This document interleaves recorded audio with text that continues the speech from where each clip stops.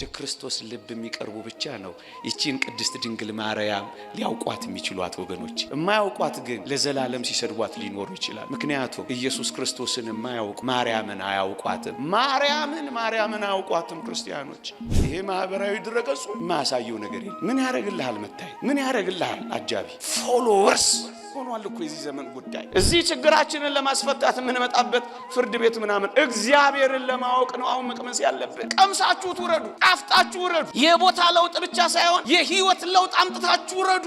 አምጥተን እንውረድ። በጽድቅ እንወቀው፣ በቅድስና እንወቀው፣ በህይወት እንወቀው። ንጹህ ጸሎት ባይሆንም የረከሰ ጸሎት ብትሆንም ጸልይ አደራ። እየሰማችሁ ለ15 ቀንም ብትሆን ምርጥ ልጁን እሰየው የኔ ወንድም። እሺ በቅጥነተ ህሊና በእውነት ኦርቶዶክሳዊነት የምታውቀውን እውቀት አለማያውቁ አያውቁት። አንዳንዴ እዚህ ውስጥም እንደዚህ ነው። ለአንዳንዶች ይዘጋል፣ ለአንዳንዶች ይከፈታል። አንዳንዶች ዝም ብለን ተመላላሾች ልማደኞች ብቻ እንሆናለን። አንዳንዶች ደግሞ የምር አዲስ መጥተው ሰማይ ተከፍቶላቸው ሊያርጉ ይችላል። ትዕቢተኞች አያውቁት፣ በፍጹም አያውቁትም። እኛስ እዚህ ስንመጣ እናውቀዋለን። አይሁድንም አጋንንትንም ብዙ አወራንላቸው። እኛስ እናውቀዋለን። እኛስ ወደ ማወቅ ቀርበናል። የተወደዳችሁ ክርስቲያኖች፣ የተወደደ መድኃኒታችን በኃይሉ ብቻ ዲያብሎስን ጸጥ ማድረግ ይችል ነበር። በረቀቀው ጥበቡ ባያሸንፈው የኛ መዝሙራችን ይቀየር ነበር። ምን ብለን? እግዚአብሔር ኃይለኛ ሰይጣን ጥበበኛ እያልን እኮ እንዘምር ነበር። ምክንያቱም ሰይጣን በጥበቡ እኛን እንዳሸነፈን የታወቀ ነው። አታሎን በእባብ ሥጋ ተሰውሮ ልክ እንደዚሁ በጥበቡ ድል ባይነሳው ኖሮ እግዚአብሔር ኃይለኛ ሰይጣን ጥበበኛ ነበር መፈክሩ ያለም። አሁን ግን ክርስቶስ ቀየረው። እግዚአብሔር ኃያል፣ እግዚአብሔር ጥበበኛ የሚል መዝሙር ተሰጠን። ለምን በዝውታና በስውር መፈጸም ፈለገ ካላችሁኝ ዲያብሎስ ከሱ ጋር ከመዋጋት እንዳይሸሽ ነው። ያንን ዮሐንስ ወንጌል ምዕራፍ 9 ላይ ያለውን አይነ ስውር በፈወሰው ጊዜ አይን ያልነበረውን ግንባር አይን ባደረገ ጊዜ ምን ያክል እንደተበሳጩበት አታውቁም? ሊወግሩት ድንጋይ አንስተው እንደነበር አታውቁም? ታዲያ ለምን በጊዜ አበሳጫቸው? ገና 33 ዓመት ይበሳጩ የለ? አያችሁ፣ እንዳይበሳጫቸው እንግዳው ነገር ሲጠብቃቸው አያችሁ። የተወደዳችሁ ክርስቲያኖች፣ ክርስቶስ ለማበሳጨት አይደለም የመጣው። ማንንም እልህ ውስጥ ለመክተት አይደለም የመጣው። ከፈወሰ ተአምራት ካደረገ በኋላ ይውጣላቸው እያለ በፊታቸው ሚንጎራደድ እንዳይመስላችሁ። ፈቀቅ ነው የሚለው። ንዴታቸው እንዳይጨምር፣ ቁጣቸው እንዳይገድ ፈቀቅ ብሎ ይሰወራቸው ነበር ይላል። ምእመናን፣ ኦርቶዶክሳዊነት ማንንም የማበሳጨት ዓላማ የለውም። ኦርቶዶክሳዊነት ማንንም የመተንኮስ ዓላማ የለውም። ለዚህ ነው ተንኩሰን የማናውቀው፣ ስንተነኮስ የምንኖረው። ይህ የጌታችን ሥራ ነው ወገኖቼ። ማንንም እልህ ውስጥ አንከትም፣ ማንንም ቁጣቸውን አናናድድም። በዝምታ ክርስቶስ እንደኖረ ኦርቶዶክሳዊነት በጭምትነትና በዝምታ ነው 2000 ዓመት የዘለቀችው ወገኖቼ። እናንተ እንደዚህ ታረጋላችሁ? ይውጣላቸው እያላችሁ አይደለም የምትጎማለሉት? እልህ ለማስያዝ አይደል አንዳንዶቻችን የምንኖረው? በፉክክር አይደል እናልቅ ያለ ነው? ላቃጥለው ተባብለን አይደል እንዴ ምናቀደው? ለምን ያበሳጫቸዋል? ገና ብዙ ዘመን ይበሳጩ የለ? እግዚአብሔር ሲፈልጋችሁ አሁን ይሰማችኋል። በእነዚህ ሱባኤ ቃላት እኮ እግዚአብሔር በልባችን እየመጣ ኮቴውንና ዳናውን እያሰማን እየፈለገን እንደሆነ ትረዳላችሁ። እንዳበሳጭ ለምን ያበሳጫቸው? ለምን ያናዳል? ያለ ዘር መጸነሱን በድንግልና መወለዱንማ ቢያውቁ ያብዱ ነበረ ገና ከመጀመሪያው ማለት ነው። የተወደዳችሁ ክርስቲያኖች፣ ጌታችን ላስደንቅ ቢል ሰው ሆኖ ይመጣል ብላችሁ ታስባላችሁ? የተዋረደን ነገር ለምን ይነሳል? ለማስደነቅ። ከፀሐይ በላይ ፀሐይ፣ ከጨረቃ በላይ ጨረቃ እያበራ ሊመጣ ሲችል የተዋረደ ሰውነታችንን ለምን ገንዘብ ያደርጋል? ለማስደነቅ ቢመጣ ወገኖቼ፣ ክርስትና ማስደነቅ አይደለም። እጅን በአፍን በእጅ ማስጫን አይደለም፣ ማዳን ነው ዓላማው። ጉባኤያት ሁሉ የሚሰሩት ለማስደነቅ እንዳይመስላችሁ። ለዚህ እኮ ነው ጌታችን ታምራት ከሰራ በኋላ አትናገሩ እኮ የሚለው እኮ ለዚህ ነው። ዝም በሉ። ምክንያቱም ማስደነቅ አይደለም ዓላማው፣ ማዳን ነው። አቤት ክርስትና! የተወደዳችሁ ክርስቲያኖች እንዲህ አይነት የዝምታ ህይወት አላችሁ። ታላላቅ ስራዎችን ሰርታችሁ ዝም ትላላችሁ። አሁንማ ልታይ ሆኗል። ይሄ ማህበራዊ ድረገጹ ማሳየው ነገር የለም። ምን ያረግልሃል መታየት? ምን ያረግልሃል አጃቢ? ፎሎወርስ ሆኗል እኮ የዚህ ዘመን ጉዳይ። የተወደደ መድኃኒታችን አጃቢ እንኳን የለው። ምን ያረግልሃል አጃቢ? ምን ያረግልሃል ቦዲጋርድ? ምን ያረግልሃል ዝና? ምን ያረግልሃል ክብር? አንድም ሰው 12ቱ ሐዋርያት እኮ አሉ፣ አንዱ እንኳን አላጀበውም። ክርስትና እንዲህ አይነት አጅቡኝ ባይነት አይደለም፣ ክበቡኝ ባይነት አይደለም፣ ማስደነቅ አይደለም፣ ማስገረም አይደለም፣ ማዳን ነው ወገኖች። እያንዳንዱ የጌታችን ተአምራት የማዳን ነው። ለዚህ ነው ሞት እያስነሳ አትናገሩ የሚለው። ይህች እኮ አስደናቂ እናት እኮ ናት። አቤት ደረጃዋን ጠብ ጠብ እያለች ወደ ኋላ ዞራ ኢያቄምንና ሐናን እንኳን አላየችም ይላሉ እኮ። ምን አይነት ባህታዊት መናን ናት እቺ ቅድስት ድንግል! ዓለምን እኮ ገና በልጅነቷ ነው ትውት ያለችው። እኛ ይኸው ገና ከረመን እንኳን ተጣብቀንባታል እኮ። ገብተናል ብለን እኮ ውጭ ነን ያለነው፣ እንኖርበታለን ብለን እኮ ትተነዋል። ዞር ብላ እንኳን አላየችም። በልጅነቷ ወላጆቿን ስታጣ እኮ አላጉረመረመችም።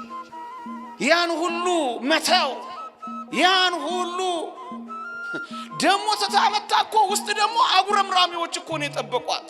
እሱንም እኮ ነው የታገሰችው። እንደዚህች አይነት የመከራ እናት ዓለም አላየችም። የመከራ እናት ነች። መከራ ከሚቀበል እዚህ ስታለቅሱ ለምን መልስ እንደምትሰጣችሁ እንደምትራራላችሁ ታውቃላችሁ። የመከራ እናት ናት። መከራን ታውቃለች። እዚህ ስትነጠፉ ለምን ቶሎ መልስ እንደሚሰጣችሁ ታውቃላችሁ። መተውን ታውቃለች። ብቻ መቅረትን ታውቃለች። ባዶ መሆንን ታውቃለች። ለዚህ እኮ ነው እዚህ አሁን እናንተ እንዲህ አይደለም ምቀምሳችሁ እኮ ነው። ያልቀመሰ ሰው የለም። እኔ እንኳን ማቃቸው 20-30 ዓመት እዚህ የሚመላለሱ አሉ። እድሜያቸውን የፈጁም ይኖራሉ። ቀምሰው ነው ወገኔ። ጥቅስ አንጠቅስልህም ግን ቀምሰን። ምክንያቱም መከራን ከሚቀበሉ ጋር አብራለች። ትህትና ትጥቋ ነው። በጣም አስደናቂ እናት ነች። የተወደዳችሁ ክርስቲያኖች በልጅነቱ በአደባባይ የወጣ ብዙ ተአምራት ባለማድረጉ ምክንያት ራሱን እንዲያውቁት አለመግለጡን ማወቅ የምትችሉት በምን እንደሆነ ታውቃላችሁ? በልጅነቱ ብዙ ተከታዮች በኖሩት አንድ። ሁለተኛስ ዝናው በዓለም የናኘ በሆነ ነበራ። ከ30 ዓመቱ በኋላ ነው መታወቅ የጀመረው። በልጅነቱ በአደባባይ ተልቆችና ተአምራት ጌታችን የተገለጠና የታወቀ ቢሆን ገና ከልጅነቱ ጀምሮ ስንት ከባቢ ባበጀ ነበር።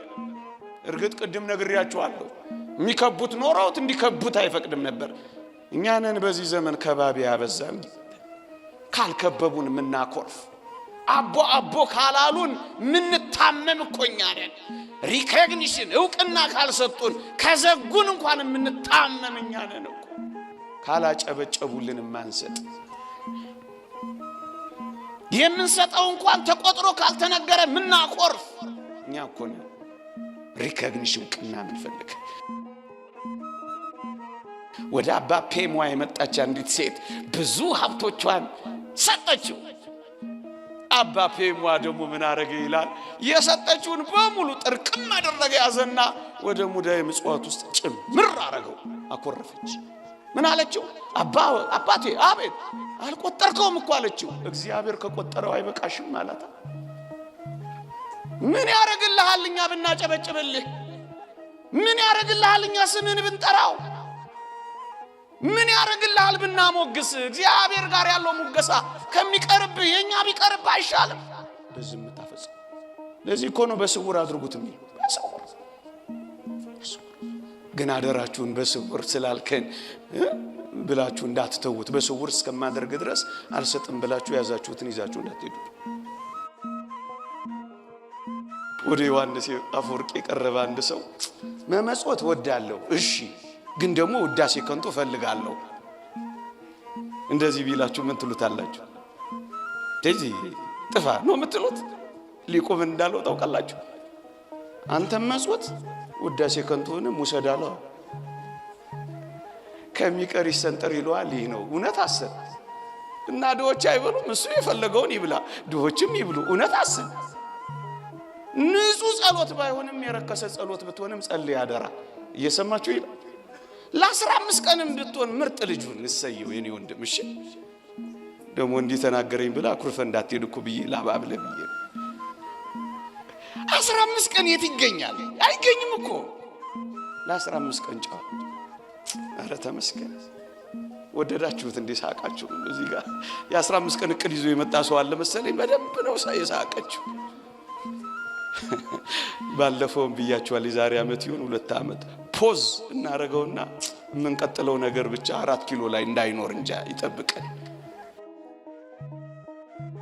የተወደዳችሁ ክርስቲያኖች አንድ አስደናቂ ሊቅ የተናገረው ልጨምርላችሁ በሞቴ። ቅዱስ እስጢፋኖስ እና ቅዱስ ጳውሎስ የአንድ ትምህርት ቤት ተማሪዎች ናቸው፣ ወዳጆች ናቸው። ሳውል የተባለው ጳውሎስ ወጋሪ አስወጋሪ፣ ቅዱስ እስጢፋኖስ ደግሞ ተወጋሪ ሆነው ቀረቡላችሁ። አንዳንዴ እንደዚህ ይሆናል በቤተ ክርስቲያን አለ። ይሄ ይቀጥላል። ወጋሪዎች፣ አስወጋሪዎች፣ ተወጋሪዎችም ወንድማማቾች ሊሆኑ ይችላሉ። እና አንድ ሊቅ ምን አለ መሰላችሁ? ሳውል የተባለ ጳውሎስ ይላል የወጋሪዎችን ልብስ ያዘ ይልና ቅዱስ እስጢፋኖስ ግን የሚያደርጉትን አያውቅም በማለቱ ምክንያት የጳውሎስን ነፍስ ያዛት ይላል። ያኛው ልብስ ይሄኛው ምን ነፍስ። አቤት የኔና የናንተ ጸሎት የማንን ያስቀርልን ይሆን? አሁን ደም ያስቀርልን ይሆን? እንግዲህ ያለዚህን የመጣ ነው። እዚህ ምን ያስቀርልን ይሆን? የዚህ ሁሉ ሰው ጸሎት፣ የዚህ ሁሉ ሰው ሰዓታት፣ የዚህ ሁሉ ሰው መሬት መውደቅ፣ የዚህ ሁሉ ሰው ጩኸት የዚህችን ሀገር ደም ያስቆምላት ይሆን? ስቃይ ያበቃላት ይሆን? ለምን መጣን? ክርስቲያኖች መከራ እንዲያበቃ ትፈልጋላችሁ አይደል? በቃ በደንብ የአይሁድ መከራ እኮ የቆመው እኮ በአስቴር ጾምና ጸሎት ነው፣ በአንድ ሰው። አቤት ይሄ ሁሉ ሰው ምን ነክቶን ነው? ያኛው ልብስ ይሄኛው ምን ነፍስ። አንዳንዴ እዚህ ውስጥም እንደዚህ ነው። ለአንዳንዶች ይዘጋል፣ ለአንዳንዶች ይከፈታል። አንዳንዶች ዝም ብለን ተመላላሾች ልማደኞች ብቻ እንሆናለን። አንዳንዶች ደግሞ የምር አዲስ መጥተው ሰማይ ተከፍቶላቸው ሊያርጉ ይችላሉ። ክርስቲያኖች ትዕቢተኞች አያውቁት፣ በፍጹም አያውቁትም። አሁን ወደ እኔና ወደ እናንተ አምጥቼ ጥቂት ነገር ተናግሬ ላብቃ። እኛስ እዚህ ስንመጣ እናውቀዋለን። አይሁድንም አጋንንትንም ብዙ አወራንላቸው። እኛስ እናውቀዋለን። እኛስ ወደ ማወቅ ቀርበናል። ወደ ቤተ ክርስቲያን የሚመጣ ሁሉ እግዚአብሔርን ያውቃል። በሃይማኖት እናውቀዋለን። እሰየው። ልክ ሐዋርያት እንዳወቁት በደብረ ታቦር ነቢያት አይተው የማያውቁትን ሰውነቱን አዩት። ሐዋርያት አይተው የማያውቁትን አምላክነቱን አዩት። በቤተ ክርስቲያን ይሄ ይታወቃል። ፍጹም ተዋህዶ ይታወቃል። እናውቀዋለን በሃይማኖት ተረድተነዋል። በሃይማኖት ግን በመከራችን ውስጥ ግን እግዚአብሔርን ማወቅ አልቻለም። እንደ ፊያታዊ ዜማን አርዮስ በቤተ መቅደሱ ሲክደው በቀኝ የተሰቀለ ወንበዴ ግን መከራው ውስጥ አወቀው። በመከራችሁ ውስጥ እግዚአብሔርን ማወቅ የጣፈጠ ዕውቀት ነው ወገኖቼ። በመከራ ውስጥ እግዚአብሔርን መካድ አይደለም። በፈተናዎች ውስጥ ጭልም ባለው ውስጥ እግዚአብሔርን ወደ ማወቅ መብጣትን የመሰለ እንዴት ብርቱ ዕውቀት ና ወረድ የሚለው አለ። ግን እዛ መስቀል ላይ ሳበኝ አውጣኝ የሚለው ደግሞ የመስቀል ሕማመኛ አለ። በመታመም ውስጥ እግዚአብሔር ማወቅ፣ በመቸገር ውስጥ እግዚአብሔር ማወቅ፣ በመታመም ውስጥ እግዚአብሔር ማወቅ ምን አይነት ዕውቀት መሰለ! እንደዚህ ዕውቀት እንድናውቅ ነው አሁን የሚፈልገው። እግዚአብሔርን ለማወቅ ነው አሁን መቅመስ ያለብን። ቀምሳችሁ ትውረዱ፣ ጣፍጣችሁ ውረዱ። የቦታ ለውጥ ብቻ ሳይሆን የህይወት ለውጥ አምጥታችሁ ውረዱ። አምጥተን እንውረድ። በጽድቅ እንወቀው፣ በቅድስና እንወቀው፣ በህይወት እንወቀው። እየቀደሱ አለመቀደስ፣ እየሰበኩ አለመሰበክ፣ ይሄ እኮ አለማወቅ ነው። አጠገቡ እያሉ መራቅ፣ ከህይወት ጋር እያሉ መሞት፣ ተገልጦልን አለመረዳት፣ አብሮን እያለ አለማግኘት፣ ቤት ውስጥ ሆኖ መጥፋት፣ እየመሰከሩለት አለማወቅ፣ መድኃኒት ይዞ መታመም ምንኛ ያሳፍራል። አሁን በጽድቅ በቅድስና በንጽህና በእውነት ወደ ማወቅ እንምጣ። እኛም አላወቁትም እንዳይባል ይህን ያህል ከደከመን ጥልቅ ወደ ሆነው እግዚአብሔርን ወደ ማወቅ እንምጣ። አንተን ማወቅ ይህች የዘላለም ሕይወት ናት።